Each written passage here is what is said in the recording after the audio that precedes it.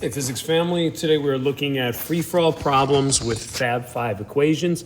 This is from PS-IIII, so it's the worksheet PS-3. Let's take a look at it. Let's look at number 4. Billy, a mountain goat, is rock climbing on his favorite slope one sunny spring morning when a rock comes hurtling toward him from a ledge 40 meters above. Goodness. So it's 40 meters above a ledge. Let's go ahead and kind of draw that. So here's a rock coming down 40 meters above. Okay. Billy ducks and avoids injury. Way to go. How fast is the rock traveling when it passes Billy? Wow. Assume no air resistance. Wow. All right. So let's take a look at what we're given. First of all, that rock is going to fall with a displacement of 40 meters. We know that since it's pushed off the ledge or whatever, it started from an initial velocity of 0 meters per second. And since it's falling through the air, we know Earth's gravity works on it. So it accelerates at Earth's gravitational acceleration of negative 9.8 meters per second squared. We also know in part A, we want to know how fast that rock goes right past Billy. So that must be its final velocity just before it hits the ground. So that's what we're looking for. All right, well, let's try to figure out what equation we should use. Looks like we have everything but time. So we're going to need the equation that uses everything but time. And that looks like it's going to be velocity final squared equals velocity initial squared plus 2 times acceleration times displacement. Now that I have that, let's start plugging in. Final velocity squared, I don't know what my final velocity is, so I'll leave it at that. Initial velocity is 0 squared, which is just going to be 0. Times 2 times gravity, which is negative 9.8, times the displacement, which is negative 40. Now that I have that, let me do some math to make sure we can rock that out properly. If I'm going to do that, let's start with the right side here. If I change my color a little bit, let's do 2 times negative 9.8 times negative 40. That is going to get me the answer of 784. 0 squared is 0, so that's out. So now I'm just left with VF squared equals 784. All right? Get VF by itself. I'm going to square root both sides. And my velocity final for my solution is going to be the square root of 784, which is 28. Now, this is velocity final, which means meters per second. So this rock's going pretty fast past this little goat.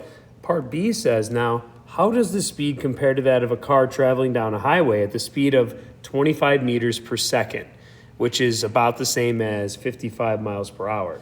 So to compare the two, who's going faster? A car at 55 miles per hour is going 25 meters per second, or this rock at 28 meters per second?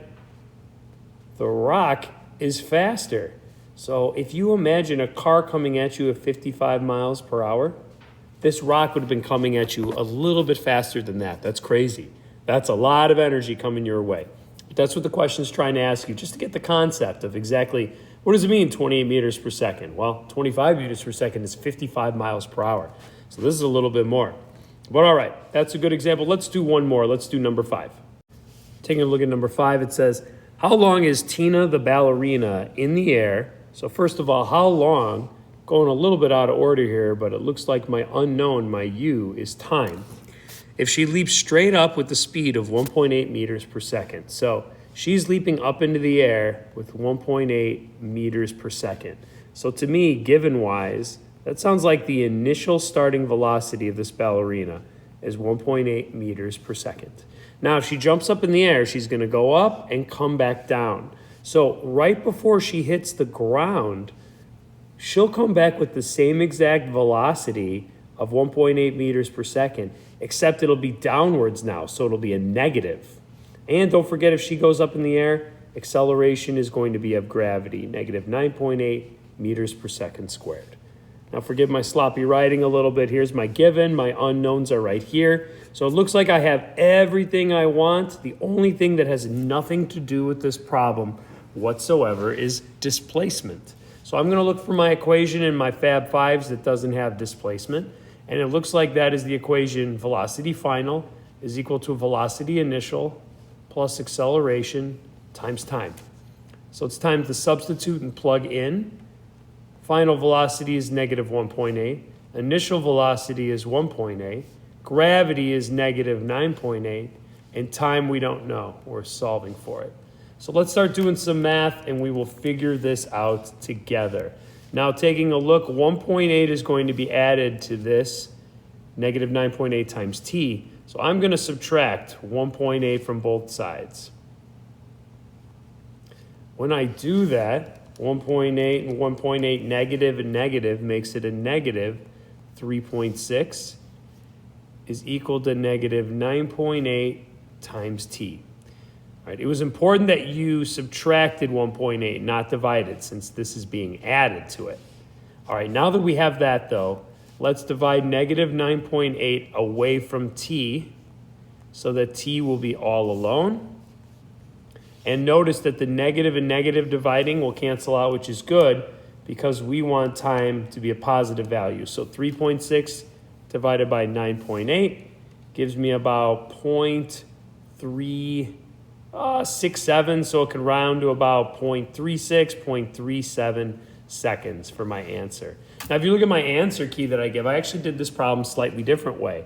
I decided to go with my final velocity is 0 up in the air, and initial velocity is 1.8. And then once I solved for that, that would have given me the time to go all the way up. So I would have just doubled the time to give it for the time it would take to go back down again. So you can look at problems in different ways sometimes. So in case you solved it slightly differently, that is okay. In the end, as long as you have the proper information, proper assumptions, and using proper Fab 5 equations and solving with algebra, you should be totally fine. All right, well, there's 2 examples for you. Hopefully that helped. And of course, always ask questions in class. Here for you. Love you, physics fam. Take care.